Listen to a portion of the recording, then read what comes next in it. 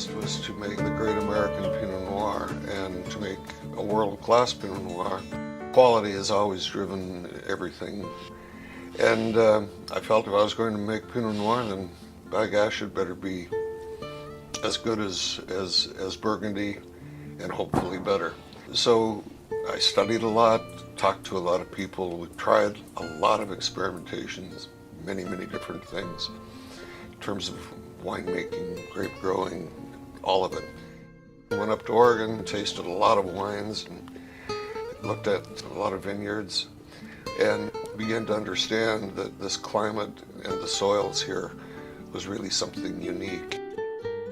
It's hard to imagine now that in the 50s, 60s, even 70s, it was widely believed that the only place to grow good Pinot Noir in the whole world was Burgundy. Those were the wines that we were trying, and what we were disappointed in was the consistency of their quality. So we decided to do a blend of vineyards instead of single vineyard wine, because Burgundy only did single vineyard wine.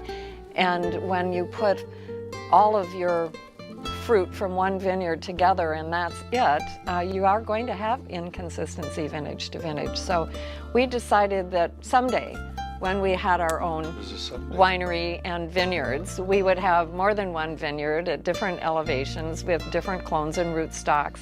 And our main product, our flagship wine, would be a blend of vineyards, thinking that we would get more consistent quality vintage to vintage that way, and it has in fact proven to be true.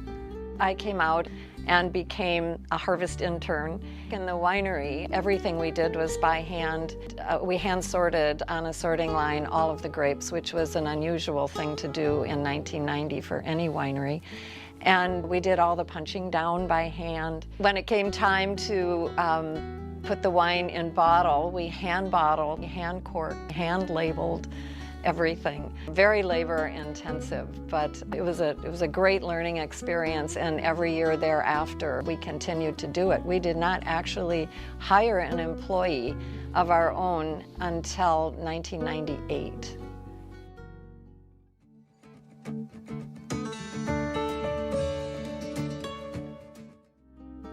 Our first vintage was the 1990 vintage.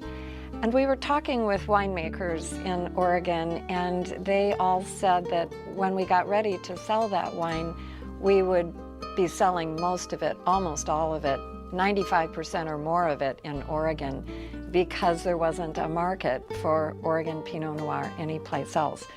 We had tasted enough of the great Burgundies to know that we had really something special in the bottle.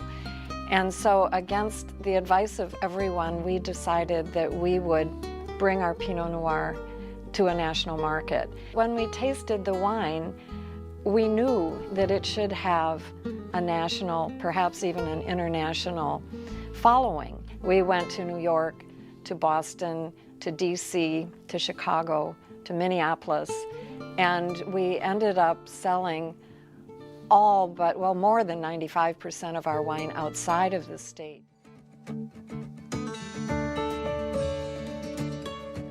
When we bought Chateau de la Craie last April, we were very excited because our love of Pinot Noir and Chardonnay started in Burgundy, but we never thought we would ever be able to grow wine there. Even though Chateau de la Craie goes back to 1431, we've got a couple hundred years on most Burgundy producers with our Chateau de la Craie, because it's located in Santenay, and Santenay was the place where the Dukes of Burgundy liked to hang out. To stand in these vineyards that have existed for so many hundreds of years, and you just feel such a presence and such a history.